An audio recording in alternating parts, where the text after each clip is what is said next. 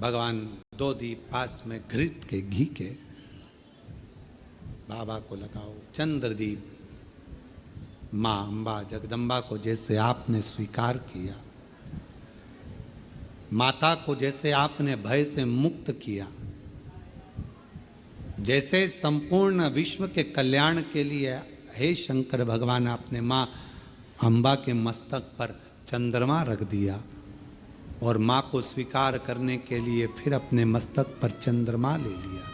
मेरे सारे भार, मेरे सारे दुख, मेरी सारी तकलीफ़ें, मेरा सारा कष्ट, मेरी सारी परेशानी आप अपने ऊपर धारण कर लीजिए और मुझे जैसे माँ को अपने गोदी में बिठाया ऐसे मुझे बिठा लीजिए और मेरे दुखड़ों को काट।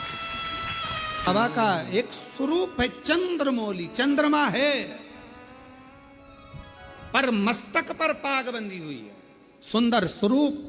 कभी कभी आपने देखा होगा जटा के ऊपर एक कपड़ा बंधा देखा होगा। कभी शिव जी का फोटो देखना, कोई चित्र आपको देखने को मिल जाए, पुराना चित्र, गीता प्रेस गोरखपुर की पुस्तकों में से गीता प्रेस गोरखपुर की कोई कल्याण का अंक शिव पर मिल जाए तो उसमें फोटो देखना, जटा बंधी, उसके ऊपर एक कपड़ा बंधा है, सर पर बिठा है गंगा जी बह रही और एक कपड़ा बंधा हुआ, चंद्र और चंद्रमा भी रखा।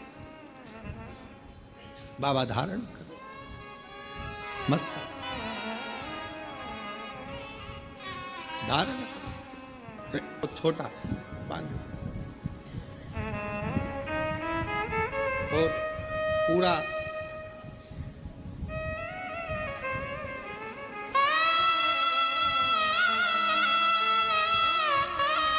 मौलेश्वर बनकर शिव विराज, चंद्रमौलेश्वर।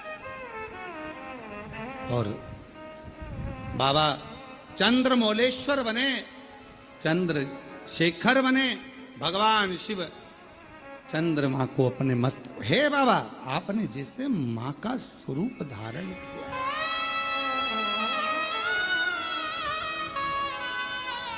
बांध लें, बांध लें।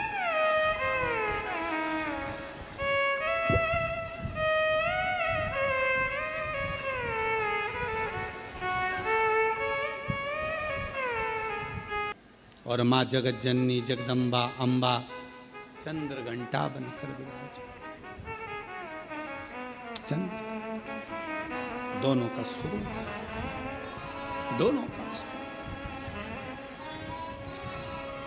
शिव कथा करे, भगवान शंकर का चरित्र करे, शिव महापुराण की कथा करे। जब बहुत विषम परिस्थिति हो, बहुत टेंशन हो, बहुत ज़्यादा विघ्न पड़ा हुआ हो और कोई कार्य ना हो रहा हो, तब दो दीप घृत के शिव मंदिर में बाबा से कहकर, बाबा मेरे सारे दुख, सारी तकलीफ, सारे कष्ट, सारा बीमारी, सारी परेशानियाँ, जैसे आपने चंद्रमा को धारण किया ऐसे आप इन सब को ले लीजिए। और बाबा जैसे आपने माँ जगतजननी जगदम्बा अम्बा को अपनी गोदी में लिया, मुझे भी ले लीजिए। दीप चंद्रमौलेश्वर महादेव और चंद्र घंटा, दो के नाम से, दोनों। जब हम बाबा देव अधिदेव महादेव से अपने मन का भाव कहते हैं तो बाबा उसको स्वीकार करता, शिव जी से स्वीकार कर, शंकर भगवान स्वीकार करेंगे। महाराज शिव महापुराण की कथा कर रही है कि उसको पहचानो। लोग कहे मेरा काल अधिपति, मेरा महाकाल राजा, मेरा शिव स्वर्ग है, शिव ही मोक्ष है,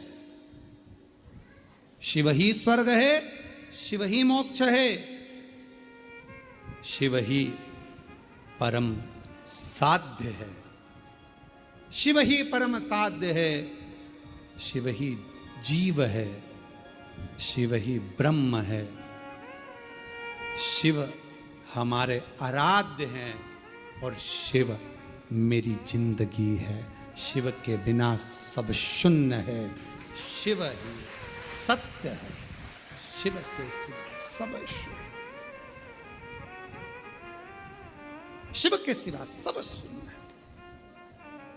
आप देवाधिदेव महादेव की आराधना करते हैं, अर्चना करते हैं, साधना करते हैं, आराधना में डूबे रहते हैं। एक पत्र में एक बहन ने लिखा, अपने मन का भाव व्यक्त कर,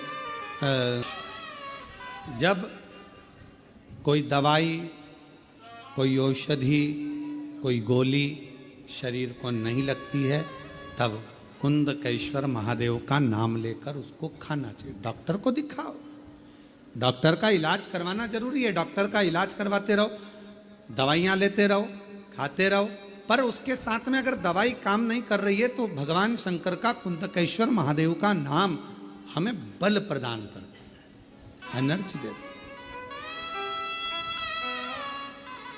बल देता। शिव कथा करें, भगवान शंकर का संवाद करें। शिव महापुराण का चरित्र वर्णन करता है। भगवान शिव का पवित्र चरित्र कह रहा है कि जीवन में अगर कोई दुख एकदम सामने आकर खड़ा हो जाता है तो कुंदकेश्वर महादेव का नाम उस दुख को समाप्त करता है, उस तकलीफ को समाप्त करता है। कौन से महादेव? कुंदकेश्वर। ये सुख प्रदान करता है, आनंद देता है। आगे वर्णन आया,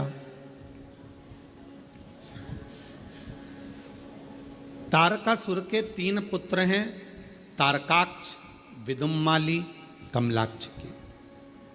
और इन तीनों ने जो उपद्रव मचाया था ब्रह्मा जी से वर प्राप्त करने के बाद, तब भगवान शंकर स्वयं पशुओं के पति बनकर, देवताओं को पशु बनाकर, भगवान ने तीनों को एकत्रित कर कर अपने त्रिशूल से उन तीनों का वध किया।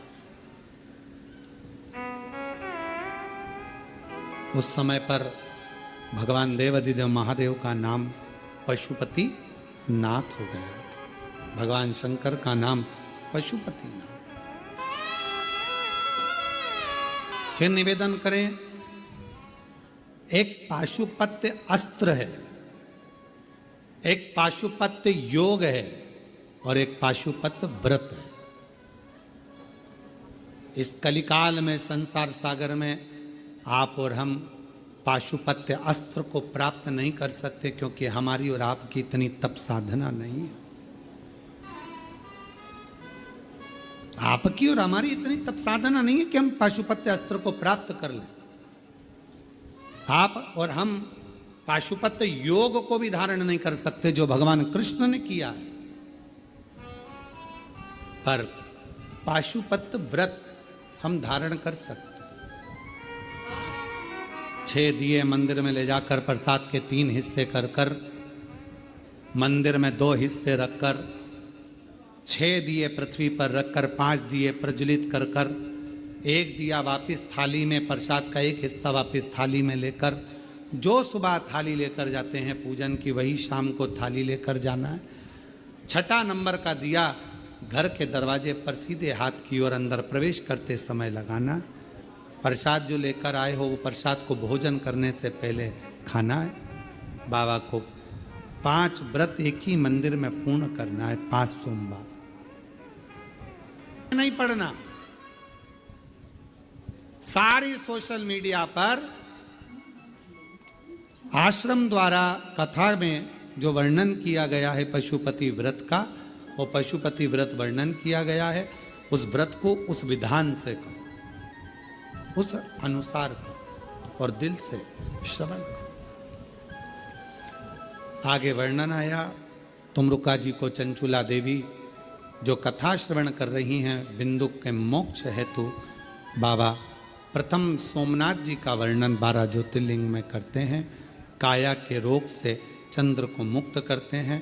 फिर वर्णन आता है, श्री शैलम पर जाकर मेरे बाबा माँ जगत जननी कार्तिकेय बाबा को मनाती हैं और बाबा मल्लिकार्जुन के रूप में विराजमान होते हैं।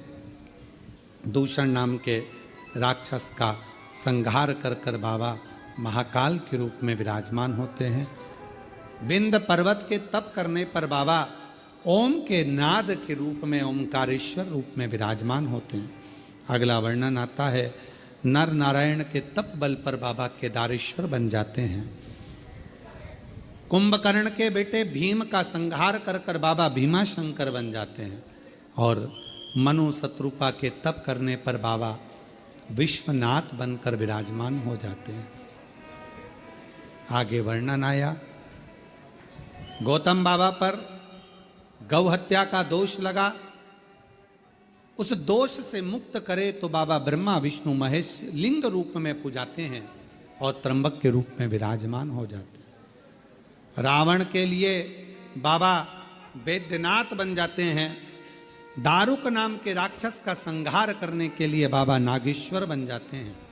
राम जी शिव जी के पार्थिव लिंग का पूजन कर उसको स्थापित कर देते हैं तो रामेश्वर बन जाते हैं। रामेश्वर,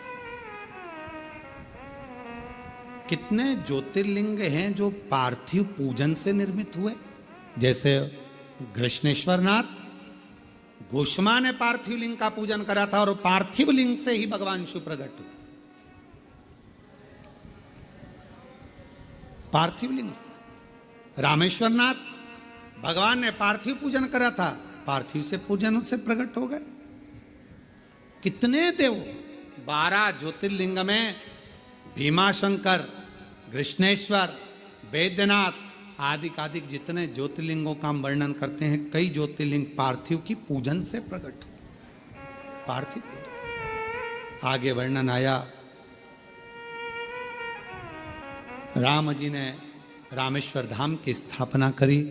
फिर वर्णन है कृष्णेश्वर का, गोष्मा के बेटे को भगवान जीवित कर देते हैं, जो बेटा 1 हफ्ते पहले मर चुका था, प्राण छूट चुका था।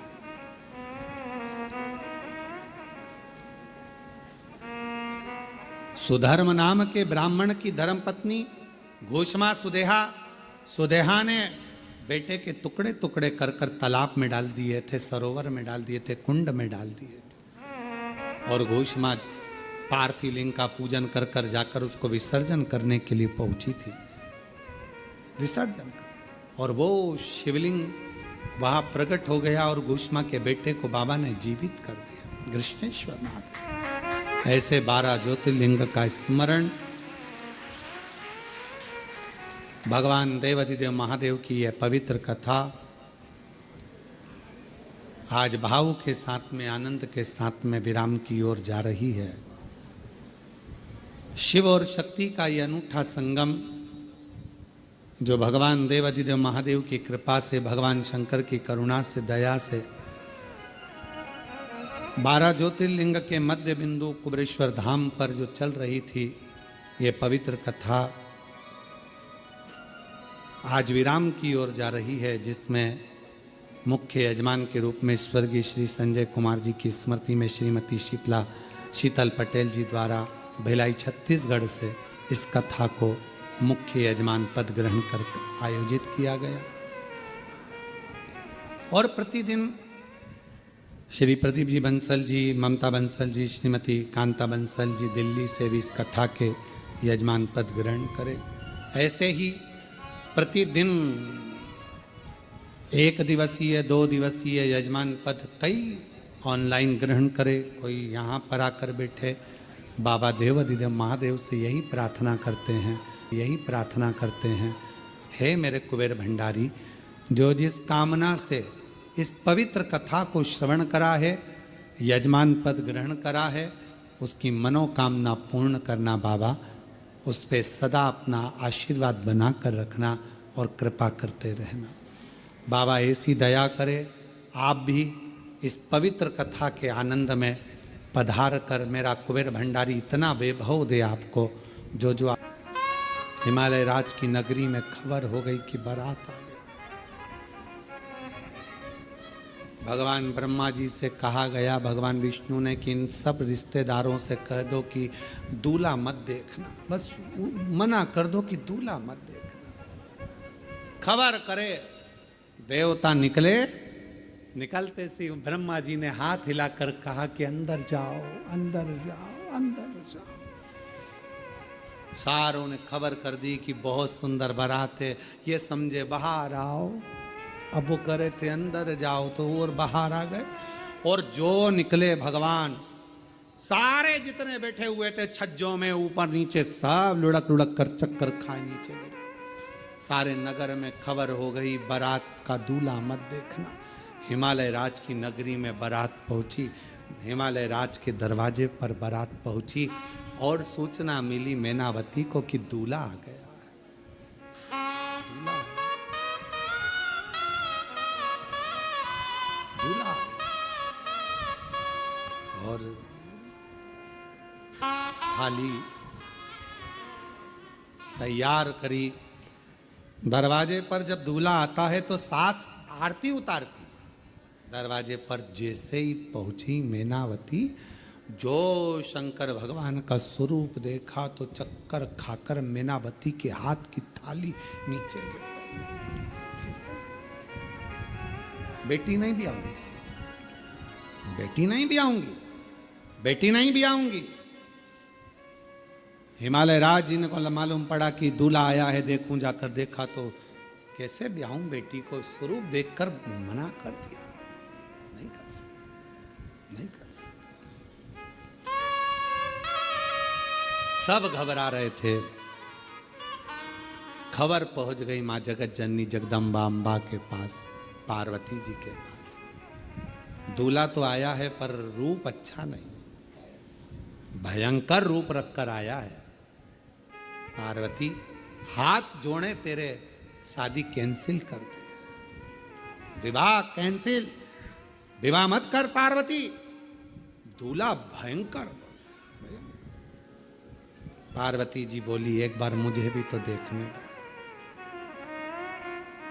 जो मेरी मैया सिर पर पल्लू डालकर, नैनों में सुरमा लगाकर, हाथ में चुड़ला, पांव पैजनिया, कमर करदनिया, सिर में गजरा, माथे पर बेंदा, मस्तक पर बिंदी, नाक में नथनी, होठों पे लाली, कानों में बुंदा, गले में हरवा, और मेरी मां पहुंच गई दरवाजे पर, द्वार पर।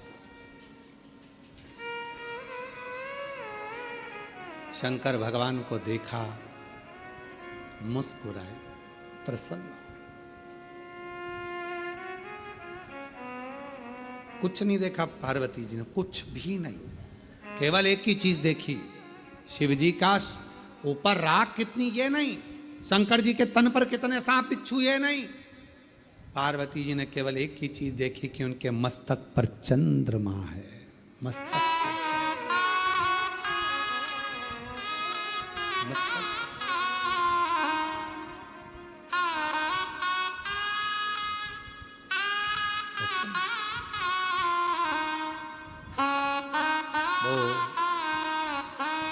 किसी ने एक भजन गाया है पहले, वो हमको आता तो नहीं है पर सुना है, मस्तक पर चंदा वाई,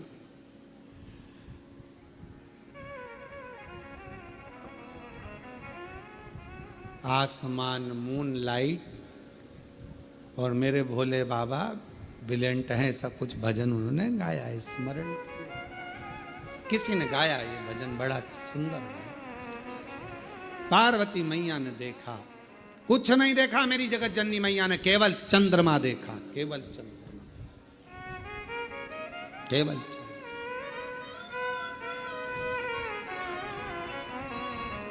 और चंद्रमा देखते से ही मेरी मां जगत जननी जगदम्बा अम्बा निहारने लगी चंद्रमा को। चंद्रमा ने मां अम्बा जगदम्बा को देखा। देखते से मां अम्बा जगदम्बा समझ गई शिव